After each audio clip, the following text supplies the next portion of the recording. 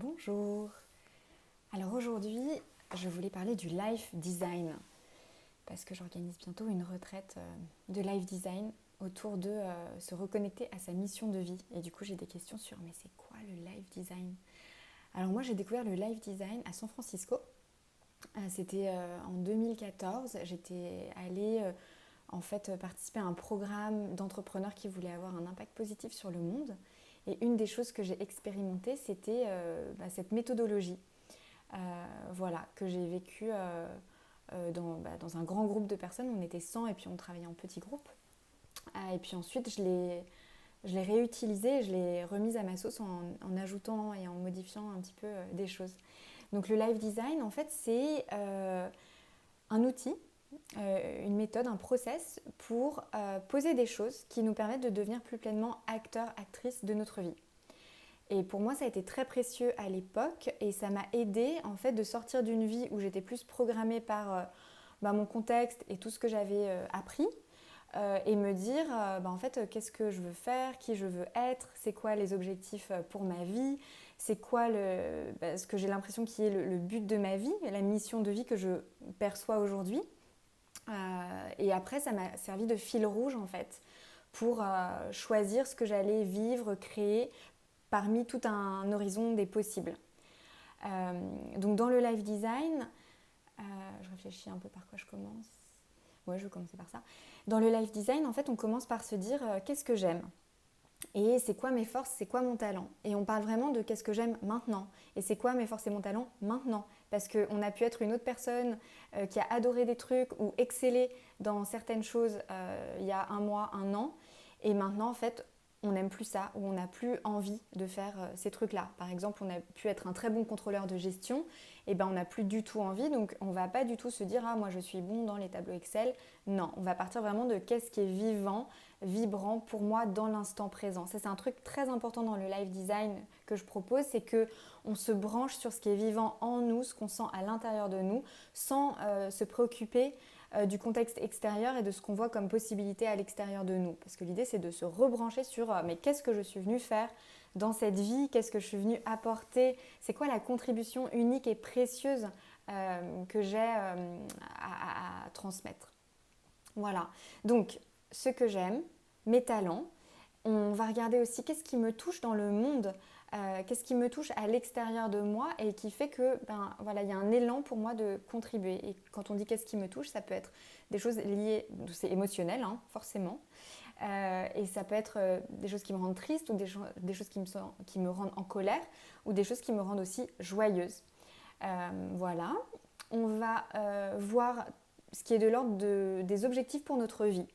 Si je me positionne dans des années et des années et des années, c'est la fin de ma vie, je suis une grand-mère, et qu'est-ce que je veux avoir réalisé dans ma vie? Qu'est-ce qui compte? C'est pour ça que moi j'appelle ça une retraite life design, parce que c'est 2 jours, en l'occurrence là c'est 2 jours, pour prendre de la hauteur, to take a step back et regarder sa vie, sortir un peu de la routine, du quotidien, de tout ce qu'on a à faire et se dire ok, là je me pose et qu'est-ce qui est vraiment important? Qu'est-ce que je veux mettre au centre de ma vie?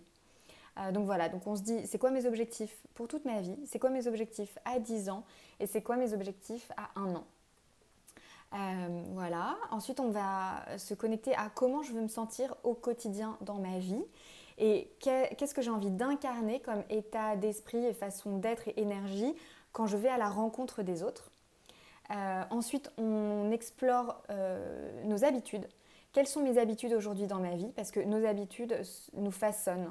Nos habitudes sont extrêmement importantes. En fait, l'être que l'on est fait de nos habitudes. Donc, je ne suis pas la même personne si je mange du popcorn devant ma télé tous les soirs ou si j'ai un tapis de yoga installé dans mon salon et que je décide de faire du yoga. C'est très cliché ce que je suis en train de dire.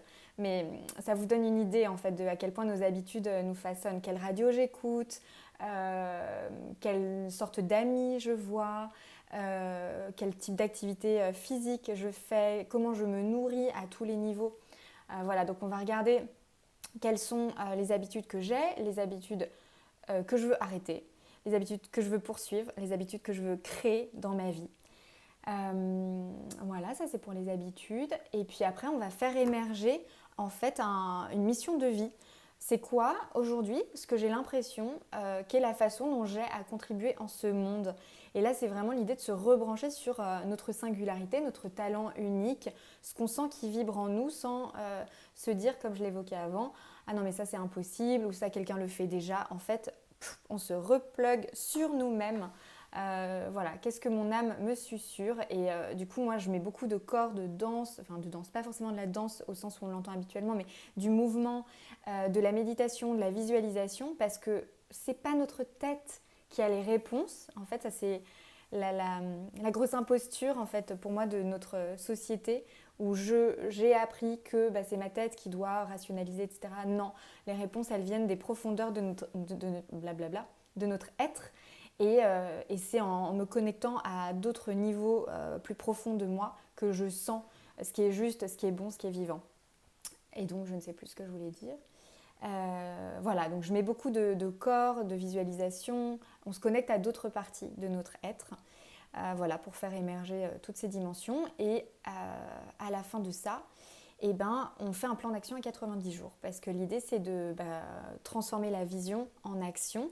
Et ce qui est puissant dans le live design en petits groupes, c'est que on est là pour s'inspirer, enfin les participants s'inspirent les uns et les autres. Chacun accouche de ce qui est présent en lui. C'est un espace sacré, protégé pour faire ça. Donc il y a de l'inspiration mutuelle et chacun aussi devient témoin de ce que l'autre pose. Et moi, si je dis quel est mon rêve, quelle est mon intention, quelle est ma mission de vie, eh ben, je suis entendue et vue et reconnue pour cette personne qui est cela. Peut-être que c'est la première fois que je le formule comme ça. Et en fait, quand on est sur un chemin où on a envie d'être dans notre vocation, d'être dans ce rayonnement, cette transmission, parce qu'on sent qu'on a quelque chose à apporter, c'est hyper important de s'entourer de personnes qui sont dans cette même dynamique.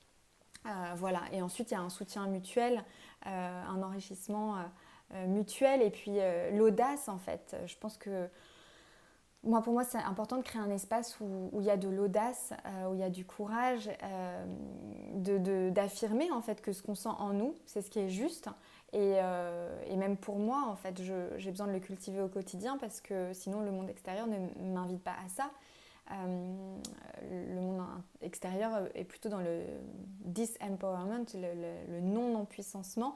Et c'est pour ça que c'est intentionnellement qu'on a créé dans notre vie plein de petites choses qui nous permettent de rester reliés à notre puissance de créateur, à nos capacités, à nos ressources, à nos rêves, à ce qui vibre et ce qui est vivant. Voilà, je pense que j'ai fait le tour. Bonne journée à vous tous.